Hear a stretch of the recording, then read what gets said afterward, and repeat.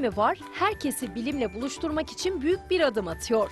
Birleşik Krallık Türkiye Bilim ve İnovasyon Yılı kapsamında Bir Fikrin mi var ve British Council herkes için bilim konuşmaları düzenliyor. Evet, şimdi British Council Eğitim Direktörü Yavuz Yılmazoğlu ile beraberiz. Yavuz Bey merhaba.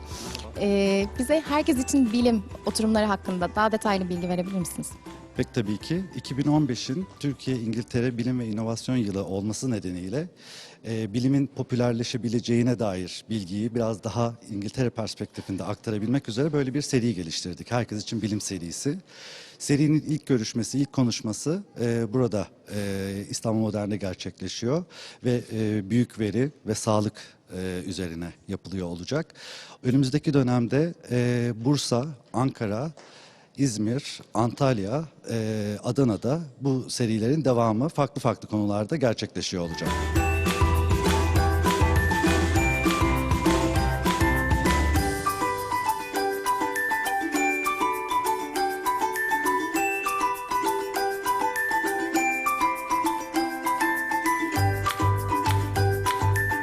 Bilimsel tartışma ve araştırmalara herkesin katılımını sağlamaya çalışan British Council, Bir Fikrin mi varla güçlerini birleştirip herkesin katılabileceği dikkat çeken programlar düzenliyor.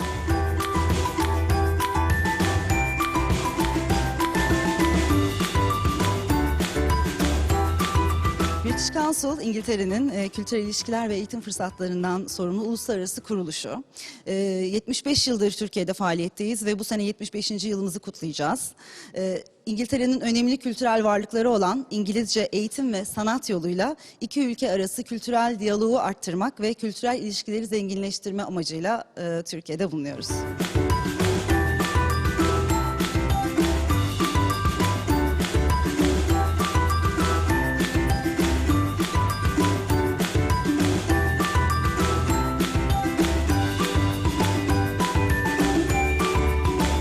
Altı farklı şehri ziyaret edecek olan herkes için bilim etkinliklerinin ilki İstanbul'da Bir Fikrin mi var finalistlerinin de katılımıyla gerçekleşti.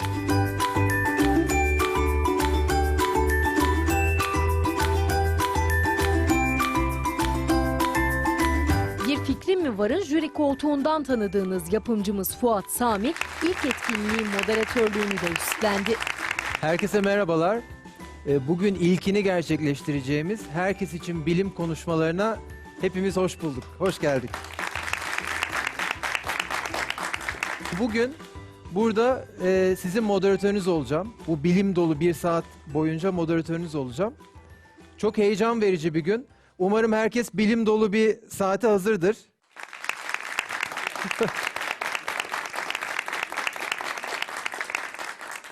O zaman hazırsak hemen başlayalım.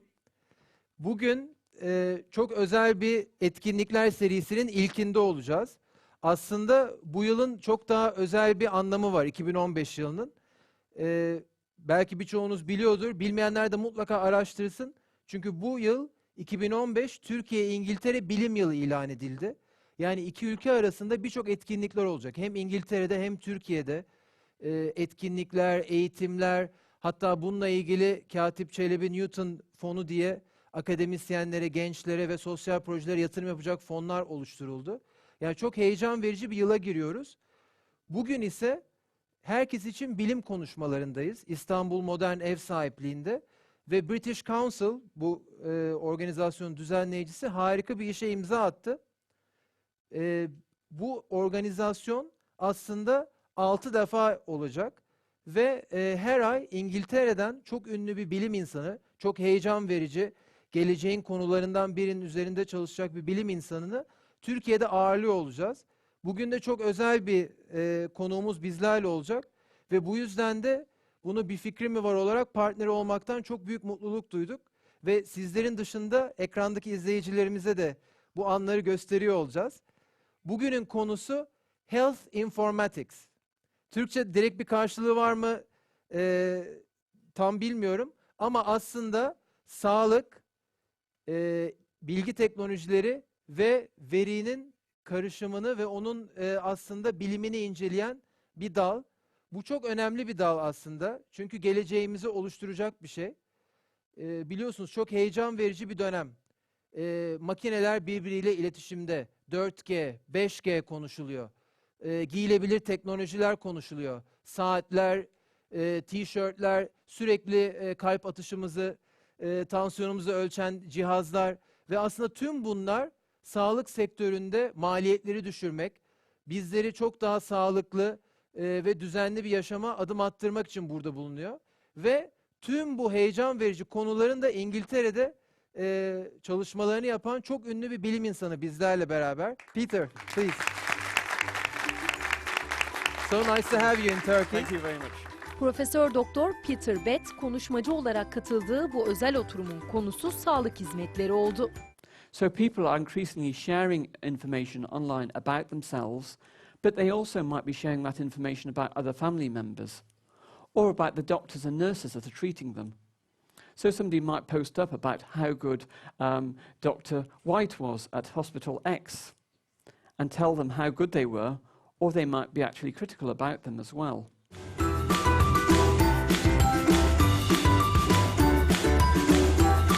İlgili kurumların topladığı kişisel sağlık verilerinin hayat ve sağlık hizmetlerinin kalitesini yükseltmekteki katkısının konuşulduğu bu özel etkinlikte Türkiye ve İngiltere'deki sonuçlar tartışıldı.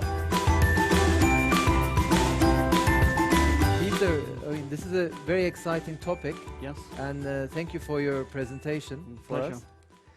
The first question I have is health informatics. Yes. It's a huge thing with Yep. data everywhere, Yes. and I just feel like it's just the beginning with wearable technologies, with machine-to-machine communications. I mean, how does the future look from 5 years from now?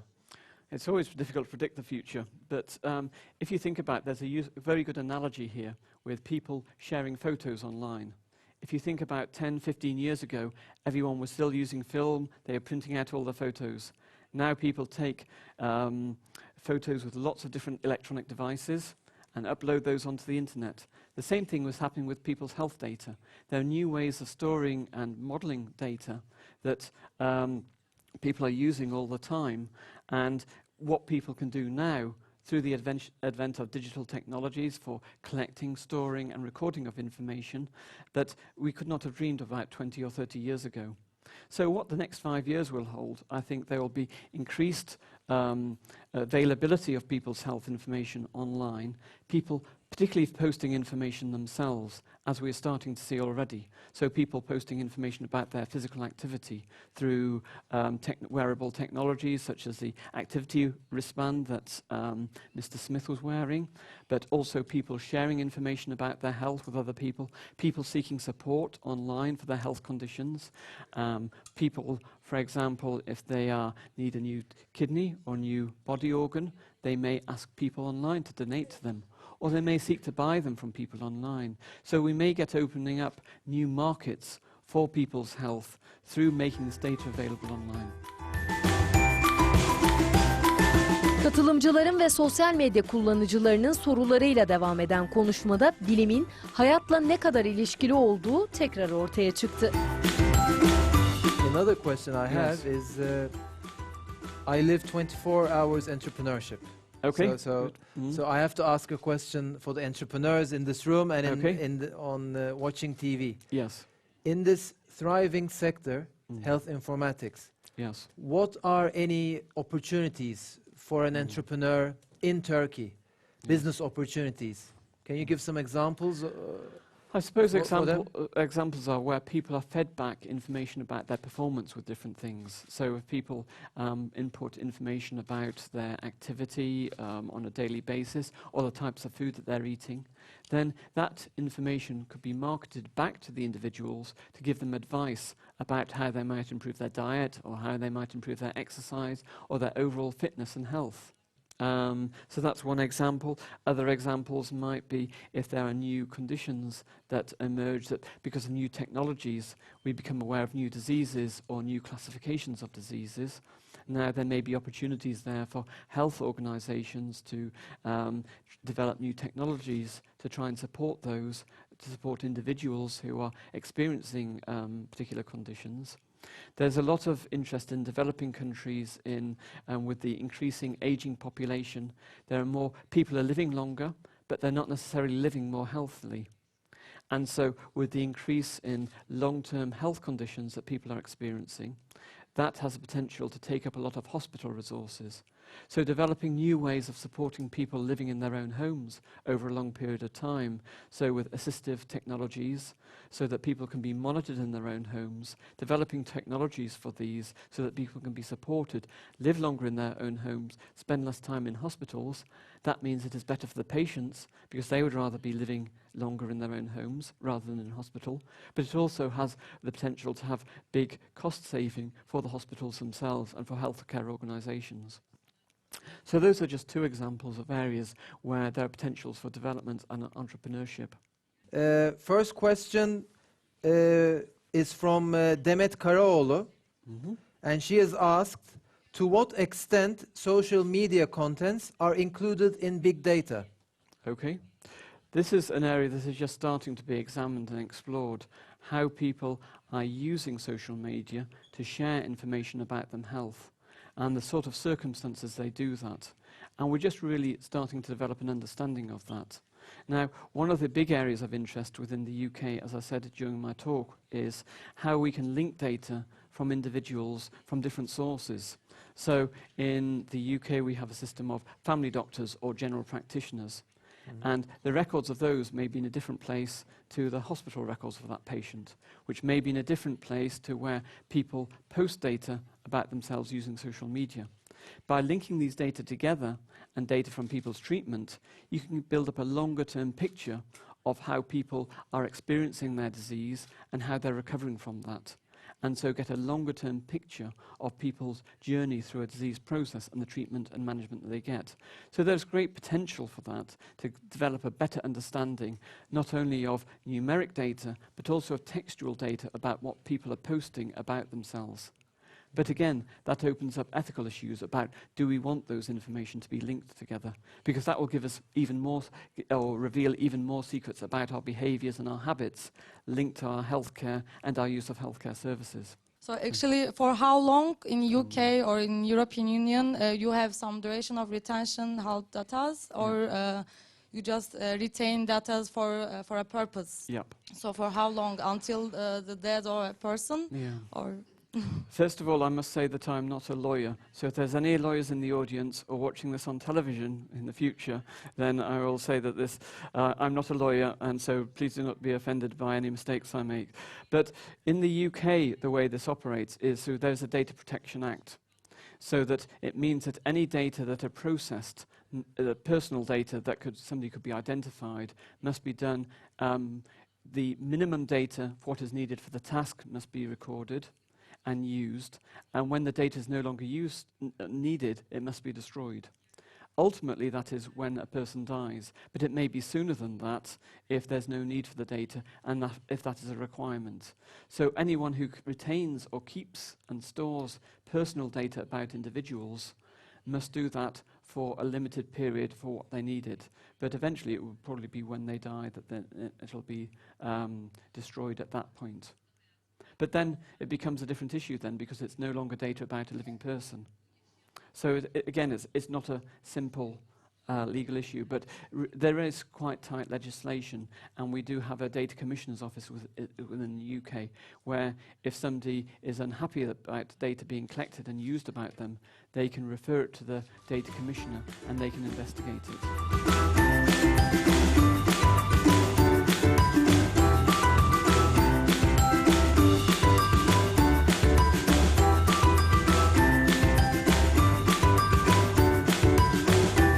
Birleşik Krallık Türkiye Bilim ve İnovasyon Yılı kapsamında gerçekleşecek Herkes için Bilim oturumlarının ilki bugün Peter Button konuşmasıyla gerçekleşti.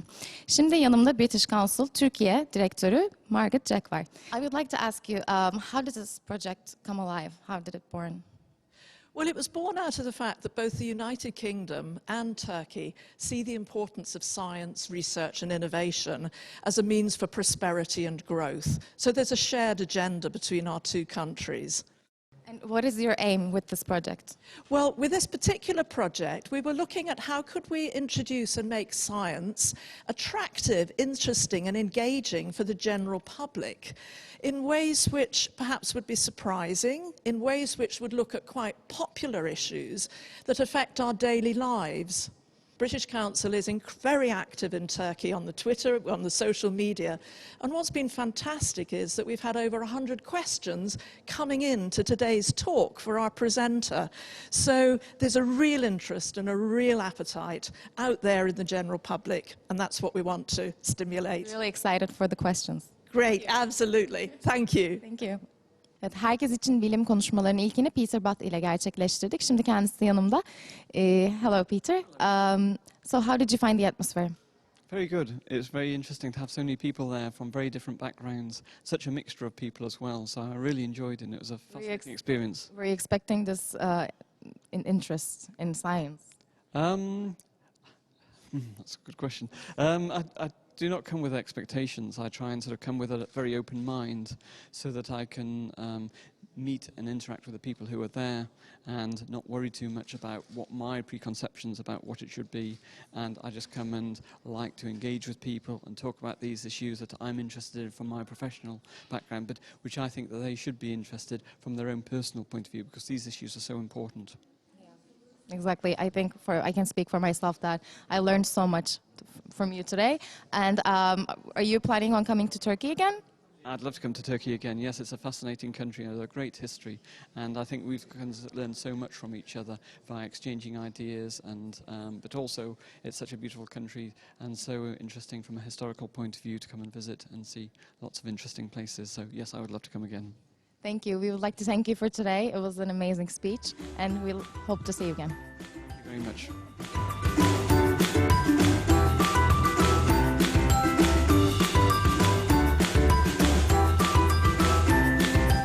Şimdi Bir Fikrin mi Var'ın yaratıcısı ve yapımcısı Fuat Sami ile beraberiz. Fuat Bey merhaba. Bir Fikrin mi Var bu organizasyona nasıl dahil oldu? Bir Fikrin mi Var son 8 yıldır girişimciliğin referans programı olmak ve girişimciyi geliştirmek için var ve onunla ilgili var gücümüzle çalışıyoruz. Herkes için bilim konuşmaları bizi çok etkiledi. Çünkü geleceğin konularıyla ilgili ünlü bilim insanları İngiltere'den Türkiye'ye geliyorlar ve bunu izleyicilerimize aktarmak istedik. İlk konuşma harika geçti. Bunun gibi birçok konuşma olacak ve Bir Fikrin mi Var olarak tüm girişimcilere, tüm izleyicilerimize bu anı vereceğiz. O yüzden çok heyecanlıyız bununla ilgili. Ve bu tarz her aktivitenin içinde olmak istiyoruz. Bu arada tabii Bir Fikrim Var Akademi de başladı biliyorsunuz. O da bunun bir parçası olacak.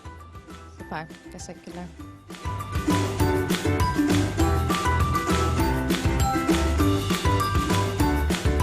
Öncelikle böyle bir organizasyonda olmaktan mutluyum. Ayrıca umarım bilim anlamında büyük kazanımlar elde edeceğiz. Bu çalışmaların ülkemize getirilmesi de gerçekten değerli bizler için. Umarız yeni keşiflere çok ciddi katkı sağlar. Teşekkürler. Teknolojinin her anlamda son derece hızlı ilerlediği bir dönemde insan sağlığına da aslında bir şeyler katabilmesi çok önemli. Çünkü teknoloji zaten hani ileri düzeye gittikçe aslında insan sağlığından bir şeyler götürmeye başlıyor. Yani gördüğüm kadarıyla hani insan sağlığıyla ilgili bireysel olarak verilerin toplanması ve ihtiyaç duyulduğunda anlık olarak veya daha hızlı bir şekilde değerlendirilerek hizmete sunulması gerçekten insanlık adına büyük bir gelişim olarak düşünüyorum. Proje ilerledikçe veya ileriki günlerde daha da geliştikçe çok daha faydalı şekilde kullanılacaktır diye düşünüyorum. Evet Emrah'cığım bu etkinlikten neler umuyorsun? Yani Türkiye adına güzel bir etkinlik olacağını düşünüyorum. Bilim ve teknoloji adına İngiltere ile böyle bir anlaşma yapılması ve böyle bir profesörün gelmesi bizim için büyük bir şans. Evet hatırlarsanız şu an Bir Fikrin Var finalistlerinden Ahmet Yiğit'le beraberiz. Kendisi en genç bilim adamlarından ve Bir Fikrin Var yarışma tarihinde de en genç yarışmacılarımızdan. Peter, I would like to introduce you to the youngest scientist from our competition. How do you do? Nice to meet you. Thank you. Kendisi bu arada Ahmet Yiğit, bilim adamı. Sen de dinledin. İleride sen de onun gibi olmak ister misin? Benim de öyle bir projem var. Belki bir araya gelirsiniz ileride projelerinizde. Olur. He's saying that he has a lot of projects and he wants to talk to you. Okay, that's very good. Have you any questions? Okay, great. Thank you. Say thank you. Thank you.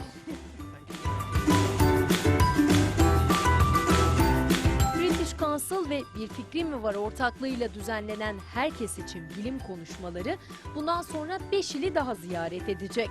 Yani Bir Fikrin mi var bilimi ayağınıza getirecek. Bu özel etkinlikleri sakın kaçırmayın.